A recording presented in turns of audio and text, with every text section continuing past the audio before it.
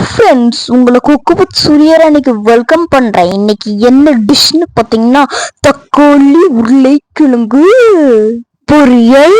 இதற்கு தேவையான பொருளுக்குண்டான உருளைக்கிழங்கு, நீலியான கத்திரிக்காய் மற்றும் உருண்டையான புசு புசு தக்காளி. இப்பொழுது உருளைக்கிழங்கு மற்றும் கத்திரிக்காயை சிறு துண்டுகளாக நறுக்கிக் கொள்ளலாம். இதுக்கு 3 உருளைக்கிழங்கும் 4 கத்திரிக்காயும் எடுத்துக்கொள்ள வேண்டும். அதுக்கு நீங்க சொத்தை இல்லாம அழகான அது நல்ல கத்திரிக்காயா பார்த்து தேர்ந்தெடுத்துக்கோங்க. இப்போ கட் பண்ணி எடுத்து எல்லாத்தையும் தண்ணியில போட்டுடலாம்.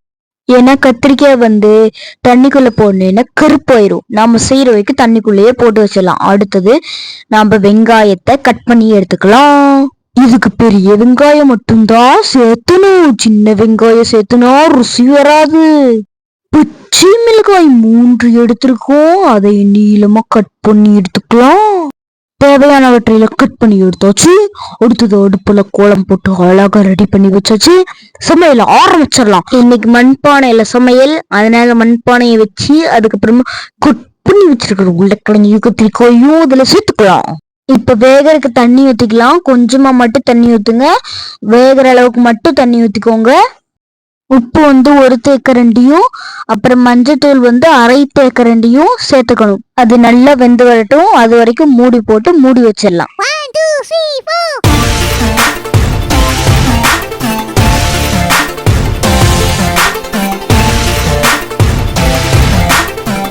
இப்போ உருளைக்கிழங்கும் கத்திரிக்காயும் நல்லா வெந்துருச்சு.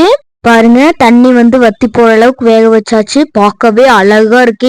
இப்ப அந்த பாத்திரத்தை அடுப்புல இருந்து இறக்கிட்டு வேற ஒரு பாத்திரத்தை அதுல வச்சுக்கலாம். பாத்திரம் காய்ந்ததும் சமையல் எண்ணெய் 2 கரண்டி ஊத்தி கொள்ளலாம். எண்ணெய் நன்றாக காய்ந்ததும் கடுகினை அதில் சேர்த்துக் கொள்ளலாம். கடுகு நன்றாக வெடித்து வரும் வரை காத்திருந்து வெட்டி வைத்த வெங்காயம், கருவேப்பிலை மற்றும் பச்சை மிளகாய் ஆகியவற்றை இதனுள் சேர்த்துக் கொள்ளலாம்.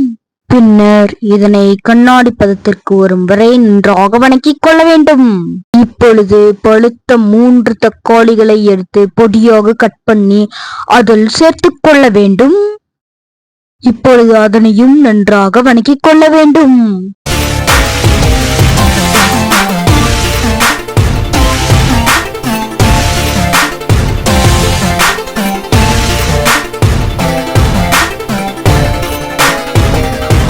இப்பொழுது தக்காளி அழகாக வதங்கி விட்டது. அடுத்ததாக வேக வைத்து வைத்துள்ள உருளைக்கிழங்கு கத்திரிக்காயை இதனுள் சேர்த்துக் கொள்ள வேண்டும். பின்னர் நன்றாக கலக்கிவிட வேண்டும்.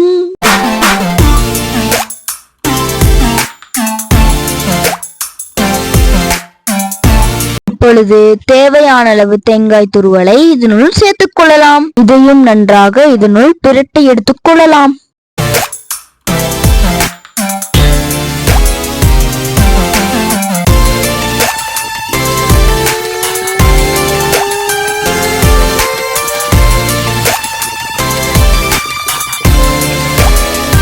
இப்பொழுது சுவையான உருளைக்கிழங்கு பொரியல் ரெடியாகிவிட்டது.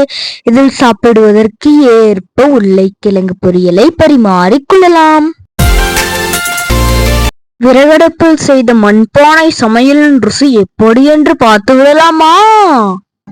தங்கம் போல் மூக்கையும் வாயையும் அது மட்டுமின்றி கண்ணையும் பறிக்கிறதே.